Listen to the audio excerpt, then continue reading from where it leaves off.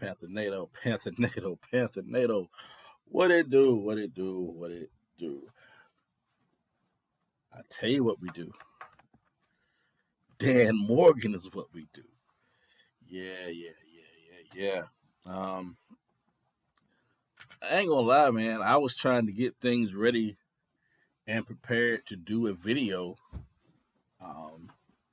saying why we should give him a shot. And I guess Tepper was thinking what I'm thinking. And I don't know. There are some that are skeptical of this move because they feel like he was a part of the Scott Fitterer staff. But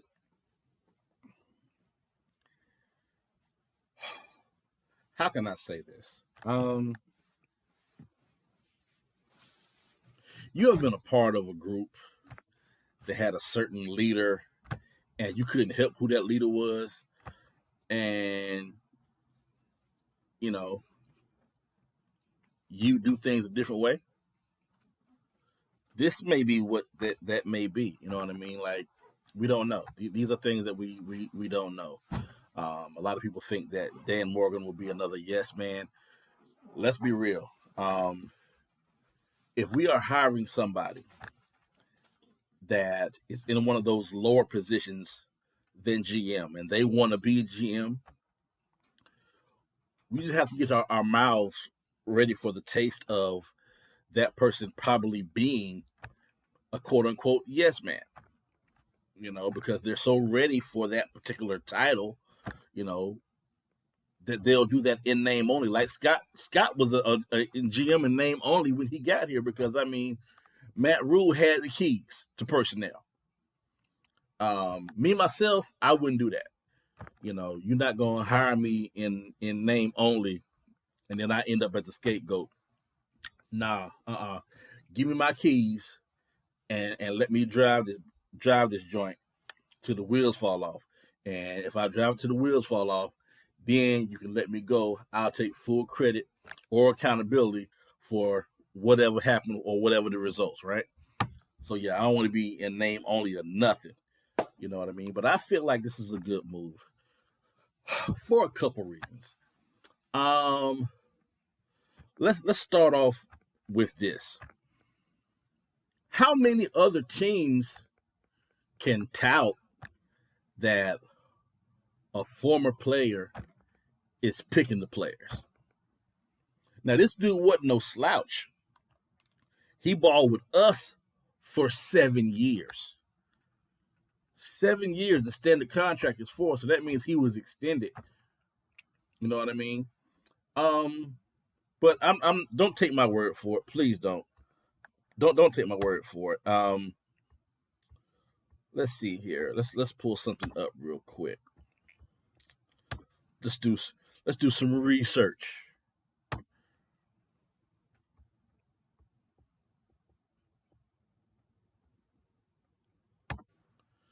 Let's see here.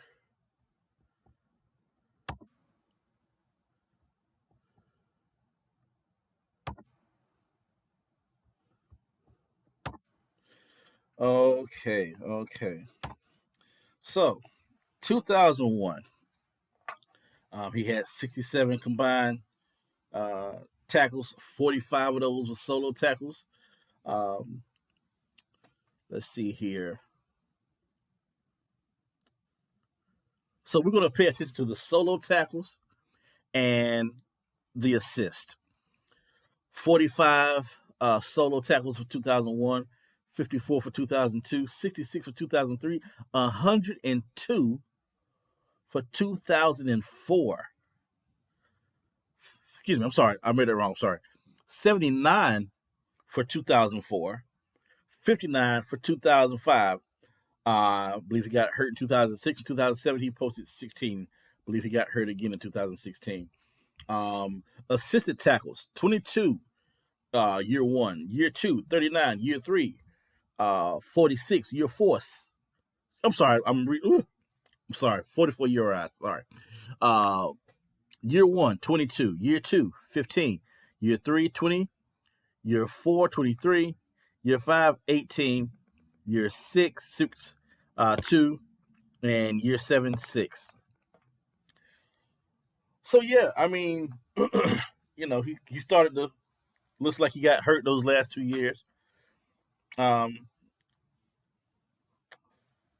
I mean, and you got to think, you got to think about this, right? But, I don't want to go any further. Let's do something different. Let's change the game up a little bit, shall we? Let's just watch some TV. Let's watch some TV. Shout out to Roger McQuinn. Numbers are good to see, but it's always good when you can put video behind those numbers. And I'm going to mute this just for the sake of copyright and everything, because I'm not even playing those games with YouTube. Pick 6.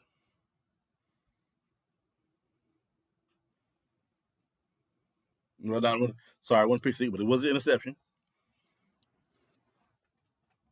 Is that Peppers? Is that Ring of Honor Hall of Famer Peppers with him? Indeed, it is. Another interception. See, we didn't even look at interceptions. We just look at tackles. That's all we looked at was tackles. And I don't know if we're going to play this full situation.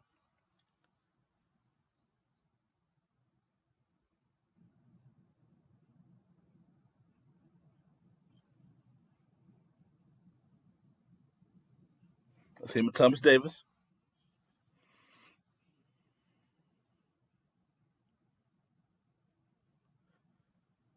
That's him and is that Davis? 58, I think it's Thomas Davis. That might have been another 58. That might have been sometime before Thomas Davis. Fumble recovery. I don't even think I need to show y'all nothing else. But there's one thing I do need to show y'all though. There's one thing I do need to show y'all. Let me go back to the beginning of the situation.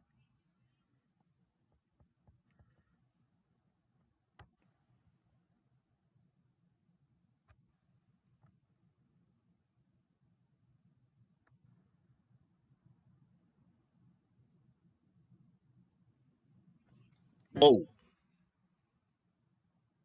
Do y'all see who that is? Do y'all see who that is?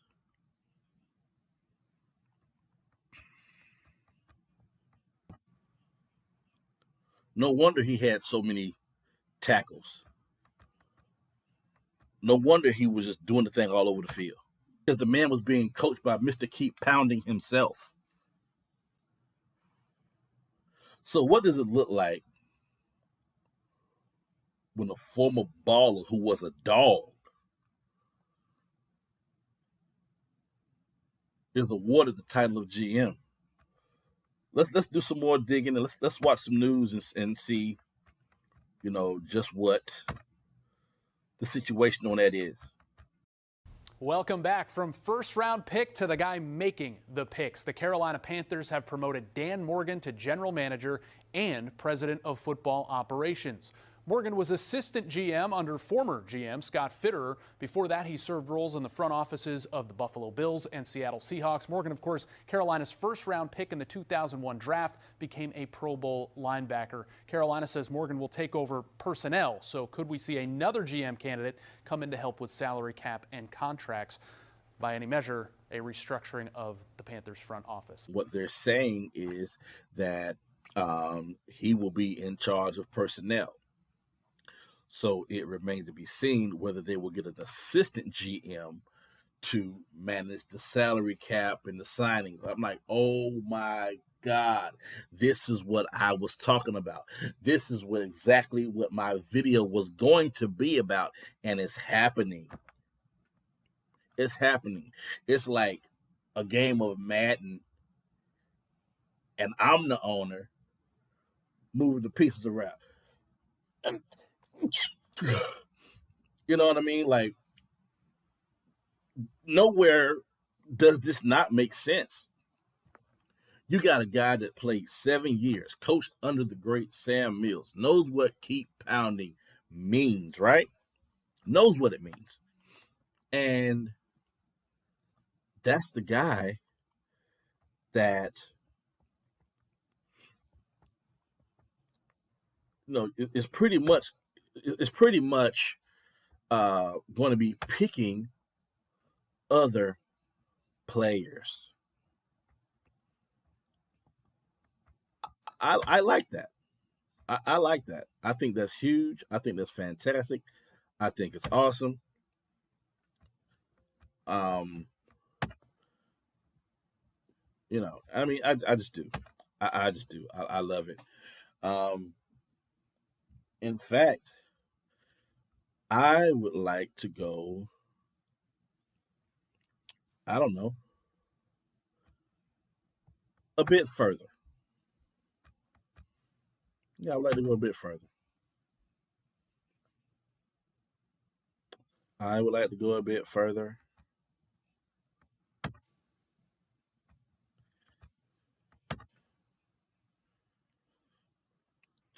And I would like to clean out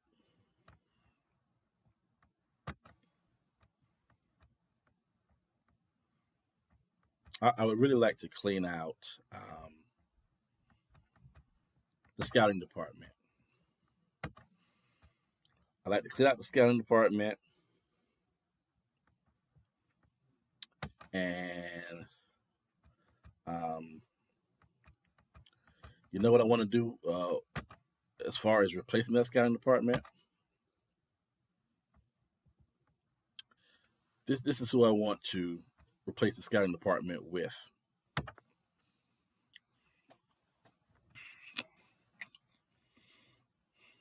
You're not going to sit here and tell me that these guys are going to be scouting slouches. You're not going to sit here and tell me that these guys don't know who should and shouldn't be a first round pick. You're not going to sit here and tell me that these guys right here, these gentlemen in this very room around me, you're not going to tell me that these guys, Cam, Peppers, Luke is not going to pick somebody that doesn't know that study and paying attention to detail and film is important. Know what I mean? Peppers ain't going to go pick nobody that won't just be determined to dominate. Smitty ain't going to go pick nobody that doesn't embody the very essence of ice up sun. He ain't going to, you know what I'm saying? He just not. I said get rid of that whole scout room and replace it with our Panther legends. Don't just put them in a nice jacket and make it ceremonial. No, hire them. Give them a working wage and let them cook. Let dogs pick dogs is what I'm saying to you.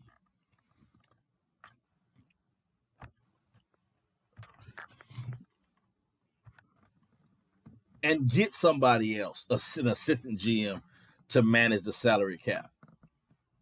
Shoot. If you want, matter of fact, Suleiman, let Suleiman, you know what I'm saying? You want to keep him? Fine. Let him manage the cap. But let Dan Morgan and our Panther alumni be the scout team and pick dogs. Because I'm going to tell you what matters the most. When dogs get pricey, and this is another thing, if we do it like it's really supposed to be done, or like I really envision it, it could work. Panther fans, we're going to have to stop becoming so touchy-feely, so clingy to a lot of these players. Why? Because Dogs, real dogs, are going to eat. And as they progress and as they grow, they're going to want to eat more. In other words, what I'm saying is they're going to get pricey. They may get too pricey for us to keep a lot of times. We got to be able to say, okay, we can't afford you no more. Go be great somewhere else. Thank you for your service. And we can be confident in our scouting team and our GM that ain't nothing but a team of former dogs to go out and get more dogs to replace the dog or dogs that just left. It makes perfect sense. It makes perfect sense. I love this. And I oh my God, like, you really don't see it happen. Like players, former players, you always hear them some type of coaching culture-esque workshop, coming to those type records, some type of, GA from college, and they found their way, into the league, and these are the guys that get the offensive coordinator spots and the GM spots and all these other spaces. You don't really see former players getting these spots, and they should.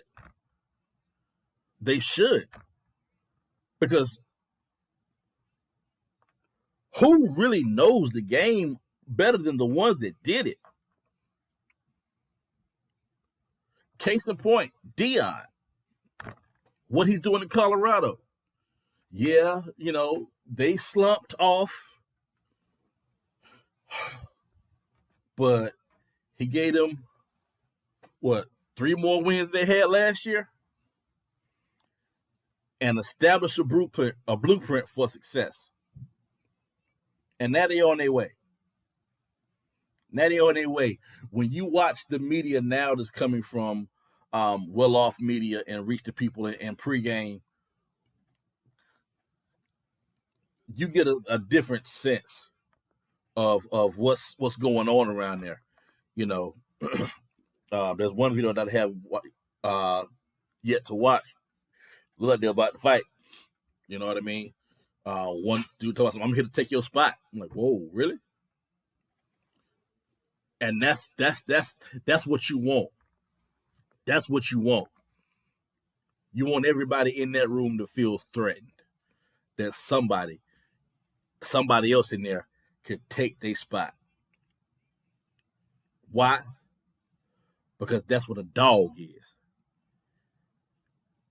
And that's how the game is played in a dog-eat-dog and a doggy-dog world. Period. Yo, man, I'm about to ride up out of here. I got some things to discuss with the wifey, things of that nature. Listen, y'all like, comment, subscribe. Next is the coaching. Next is these coaching picks. You know what I mean? So y'all leave it in the comments who y'all want to see as a coach. Like I said, we are still on the road to our first 200 subscribers. Everybody that's a current subscriber now, I need y'all to go into your YouTube settings and make your subscriberships public. That way I can see you and go ahead and make you a moderator. Like I said, moderator for this channel will come with significant perks. You'll get merch. And when I do enroll in the PSL, a lot of you will have the opportunity to be at those games with me. Okay. Not only that, but yeah, so on the road to 200 subscribers, every 20, we're going to have a drawing. And the winner of that drawing will get free merch and a chance to name, or rather, to guess what the name of the new channel will be. If you guess it, in exchange for your quietness, for your keeping it hush, you know what I'm saying, for your indiscretion,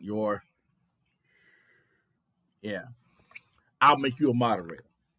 And we're doing that every 20 subs. But the ones that are subs right now, again, Make your go into your YouTube settings, make your subscriberships public.